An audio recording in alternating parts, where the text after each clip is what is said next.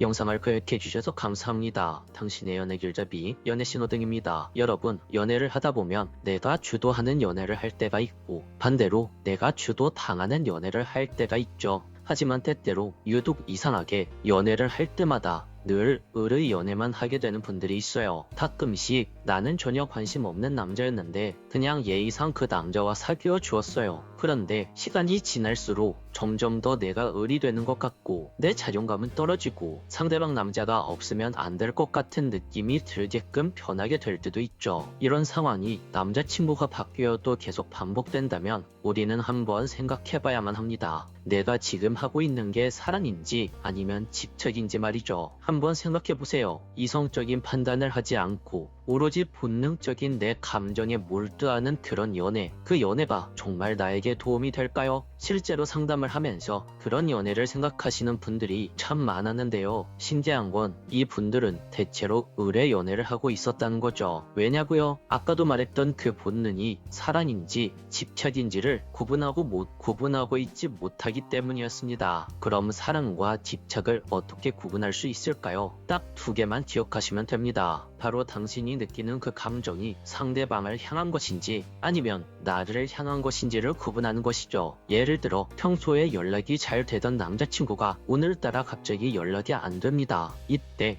남자친구에게 무슨 일이 생긴 게 아닐까 하는 걱정이 든다거나 오늘 유독 바쁘니까 연락을 못하는 거겠지? 바쁜 일 끝나면 연락을 할 거야 하는 믿음이 생긴다거나 오히려 연락하지 못하는 상대방 남자를 걱정하는 마음이 생긴다면 그것은 사랑입니다. 반면에 혹시 잠수를 타는 것 아닐까 하는 불안한 마음이 생긴다거나 나랑 헤어지려고 하는 건가 하는 두려움이 생긴다면 누군가에게 상처받고 싶어 하지 않는 마음 때문에 생긴 집착이라고 할 수 있어요. 물론 누구나 상처받고 싶어 하지 않죠. 하지만 세상을 살아가는 데 있어서 모든 일에서 상처받지 않으면서 살아갈 수도 없는 일입니다. 다시 돌아와서 물론 사랑과 집착을 명확하게 구분하는 건 어려운 일이죠. 하지만 남자친구를 대하는 그 순간에 나도 모르게 상대방의 이런 행동들 때문에 나의 불안함과 두려움이 느껴진다고 생각이 든다면 안타깝게도 집착하는 을의 연애를 할 수밖에 없을 겁니다. 그럼 반대로 한번 생각을 해볼게요. 이런 두려움과 불안함을 남자친구가 느낄 수 있게 만든다면 어떻게 될까요? 아마 당신은 을의 연애를 탈출하고 남자를 끌어당길 수 있는 여자가 될 수 있을 겁니다. 오늘은 그 세 가지 방법을 이야기해 볼게요.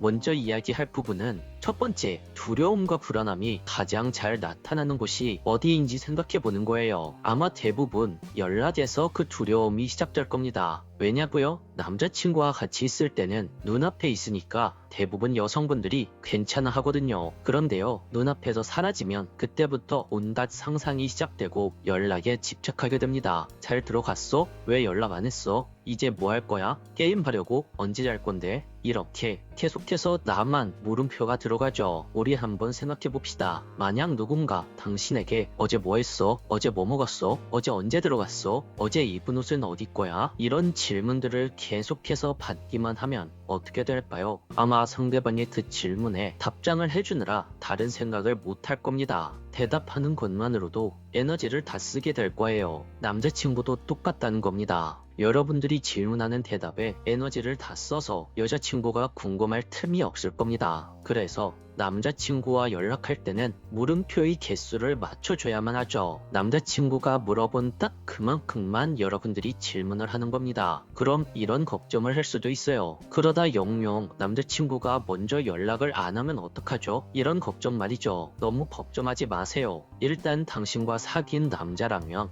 당신에게 호감이 있다는 증거고 결국 그 호감은 남자친구의 성 본능을 자극해서 당신에게 접촉하려는 시도를 분명히 할 겁니다. 제가 왜 이렇게 확신하냐고요? 이게 바로 남자들이 거스를 수 없는 본능이기 때문이에요. 자, 그럼 지금부터는 정확히 어떻게 연락을 하면 효율적인지 방법을 알려드릴게요. 남자친구가 연락이 없으면 내가 뭘 하고 있는지만 얘기하고 끝냅니다. 나 이제 들어왔어. 나 지금 친구 만나려고. 이렇게 나에 대해서만 이야기하고 추가적인 질문은 하지 않습니다. 왜냐고요? 남자친구에게는 대답할 시간이 필요하기 때문이에요. 내 여자친구가 궁금해질 시간, 이 시간은 내가 보챈다고 생기지 않죠. 그 시간이 올 때까지 남자친구를 혼자 놔둬야 합니다. 남자친구는 자기 할 일을 하면서 에너지를 채우다가 적정량이 채워지면 여자친구가 궁금해지기 시작하는 거죠. 여자친구는 뭐하고 있을까? 평소에는 먼저 연락하더니 왜 연락이 없지?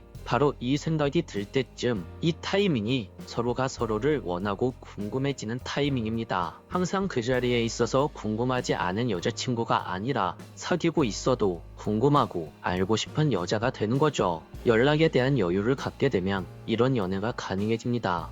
물론 여기서 한 발 더 나아가서 밀당을 한다거나 남자친구를 더 애타게 만들고 싶을 수도 있어요. 하지만 이런 심리적인 부분은 나 자신의 평정심이 필수입니다. 감히 날 기다리게 해? 너도 한번 당해봐. 이런 마음으로 밀당을 하게 되면 최악의 경우 남자친구와 헤어질 수도 있어요. 왜냐고요? 남자들도 그런 부분에 있어서는 눈치가 기가 막히게 빠르거든요. 여자들의 상태나 눈치를 좀 빨리 채줬으면 좋겠는데 이상하게 그 부분은 아무리 알려줘도 눈치가 영 젬병이지만 말이죠. 다시 돌아와서 여러분들이 제 남자와 연락하는 데 있어서 물음표의 개수를 맞추는 것에만 집중하셔도 연락은 충분히 안정적으로 이어질 겁니다. 그런데 보통 이게 잘 안 되시는 여자분들도 있어요. 특히나 여성분들이 남성분들의 피해, 인간관계에 대해 훨씬 더 민감하기 때문에 연애 중에 혼자 시간 보내는 것을 어려워할 수 있죠. 그럼 어떻게 시간을 보내면 좋을까요? 저는 두 가지를 추천드리고 싶어요. 첫 번째는 글쓰기, 두 번째는 누군가와 함께하는 취미. 우선 첫 번째는 글쓰기입니다. 만약 당신이 남자와 연락하지 않고 혼자 있을 시간에 내가 너무 불안하다면 그때 당신이 느낀 감정을 쏟아내는 글을 한번 써보시는 것을 추천드립니다. 감정을 쏟아내는 글이라고 해서 대단한 것이 아니에요. 그저 지금 느끼는 감정을 글로 한번 적어보는 거죠. 그 안에는 분노, 슬픔, 사랑, 환희 등등 여러 가지 감정들이 들어가 있을 거예요. 세상에는 여러 가지 감정들이 있거든요. 그래서 내가 지금 어떤 감정을 느끼고 있는지, 그 감정을 왜 느끼는지, 내가 원하는 건 무엇인지, 나는 어떻게 했으면 좋겠고 상대방은 어떻게 했으면 좋겠는지, 이렇게 내 감정의 육하 원칙을 따라서 스스로에게 질문하고 답을 찾아가는 것이 바로 감정 글쓰기입니다. 예를 들어서 먼저 내 감정을 쭉 나열해 보는 거예요. 분노인지, 걱정인지, 슬픔인지, 행복인지, 재미인지 등등 여러 가지 감정들을 복합적으로 작성해 보는 거죠. 그 다음 첫 번째 작성한 감정부터 한번 생각해 보는 거예요. 만약 내가 분노를 썼다면 그 분노는 어디로부터 왔는지, 만약 내가 행복을 썼다면 그 행복은 어디서부터 왔는지, 그리고 그 분노는 어떻게 해결할 것이고 행복은 어떻게 유지할 것인지 등등 이렇게 작성을 해보시면 여러분들의 감정이 안정될 거예요. 어차피 여러분들이 쓴 글은 다른 사람들에게 보여줄 것도 아니기 때문에 그냥 솔직하게 당신의 감정을 적어도 됩니다. 중요한 건 그렇게 내 감정을 털어내면서 나 자신을 스스로 마주보는 거죠. 왜 이렇게 기분이 나쁘지? 내가 원하는 게 도대체 뭐지? 속으로 이렇게 생각하신 적 있으시죠? 이럴 때 감정에 관한 글을 쓰면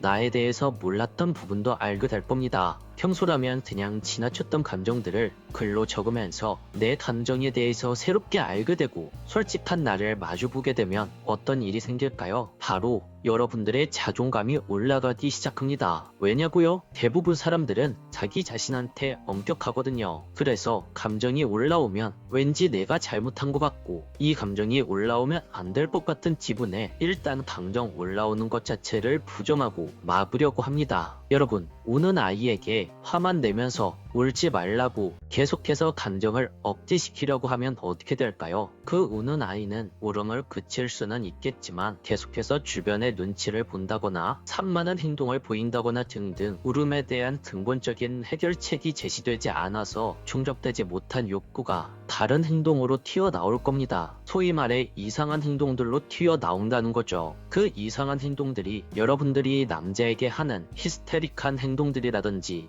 감정적인 행동들이라든지 등등 이런 행동들이 나오는 것처럼 말이죠. 그런데 여기서 중요한 건 여러분들이 그렇게 감정을 숨기고 주변의 눈치만 보다가 때때로 억제되었던 감정이 순간 다른 형태로 나와서 남자친구와 갈등이라도 생기면 나 자신이 잘못한 것 같아서 계속해서 자존감이 떨어지죠. 그런데 감정 글쓰기를 하면 내 감정이 눈에 보이죠. 그러면 그때부터는 내가 어떻게 해결을 해야 될지 생각할 수 있습니다. 우는 아이를 달래주고 이해해주고 그 울음에 대한 근본적인 해결책을 찾아주는 존재가 바로 나 자신인 거죠. 그래서 자존감이 올라갑니다. 그리고 두 번째는 바로 취미입니다. 여기서 중요한 건 취미라도 혼자 하는 것이 아니라 새로운 사람들과 함께 해야 한다는 거예요. 혼자 하는 운동, 혼자 하는 공부, 혼자 하는 독서는 내가 할 수 있다고 하면 좋지만 대부분 혼자 시간을 보내는 것에 어려움을 느끼는 분들은 이걸 하기 굉장히 어렵거든요. 그래서 다른 사람들과 함께 할 수 있는 취미를 한번 찾아보시면 좋을 겁니다. 이렇게 하면 크게 두 가지 장점이 생기는데요. 첫 번째, 새로운 사람들과 환경에 적응하느라 남자친구에 대한 생각을 조금 덜 할 수 있다는 장점. 두 번째, 새로운 관계를 만들어 가면서 내 삶의 만족도가 높아지는 장점. 이런 장점들이 생기죠. 그럼 이렇게 생각할 수도 있어요. 남자친구가 별로 안 좋아할 것 같은데요. 그러다 남자친구가 저에게 화내면 어떡해요? 이렇게 말이죠. 여러분, 아까 제가 집착은 두려움과 불안함 때문에 생긴다고 말씀드렸죠. 그럼 그 두려움이나 불안한 감정은 왜 생기는 걸까요? 바로 아쉬워서 생기는 겁니다. 나 자신보다 남자친구가 더 낫다고 느끼거나 이 남자보다 더 괜찮은 남자는 다시 만날 수 없다고 생각하거나 이런 감정들이 아쉬움을 만든다는 거예요. 그래서 연락이나 만남에 집착하게 되고 남자를 내 입맛에 맞게 바꾸려고 하는 거죠. 결국 이런 모습들이 남자친구에게는 부담으로 느껴지고 의뢰 연애가 시작되는 겁니다. 그런데 아까 말했던 것처럼 내가 아쉽지 않은 상태가 되면 어떨까요? 남자친구가 별로 안 좋아할까요? 남자친구가 나와 싸울까요? 아닙니다. 절대 아닙니다. 아마 당신에게 안달나기 시작할 겁니다. 관계가 역전되는 순간이 오는 거죠. 여러분들이 만약 새로운 사람들과 좋은 관계를 유지하고 주변에서 자존감 높다고 부러워하고 나 스스로도 하루하루가 만족스럽다면 남자친구랑 싸우는 게 걱정돼서 내가 하고 싶은 걸 못할까요? 여러분들은 절대 그렇게 행동하지 않을 겁니다. 남자친구를 이해시키려고 노력하고 같이 성장할 수 있는 방법을 찾을 겁니다. 여러분들이 남자친구를 끌어당기면서 함께 관계를 위해서 어떻게 하면 좋을지 찾아보자 하는 답이 돼 있을 거예요. 한번 생각해 볼게요. 남자 입장에서 남자친구만큼 바쁘고 남자친구만큼 연락하면서 자존감이 높은 여자친구를 놓치고 싶어 할까요? 절대 아닐 겁니다. 오히려 그 여자에 대한 모든 것이 궁금하고 티는 안 내지만 하나하나가 다 신경 쓰이고 어떻게든 잡으려고 노력할 겁니다. 여러분, 의뢰 연애는 이렇게 벗어나야 하는 겁니다. 오늘은 남자를 끌어당기는 법칙에 대해서 이야기해봤는데요. 영상을 보시면서 이렇게 기술적으로 연애하는 건 피곤하지, 이렇게 연애할 거면 연애 안 하는 게 낫지, 이런 생각을 하셨을지도 몰라요. 그런데요, 제가 오늘 이야기한 것에 대한 핵심은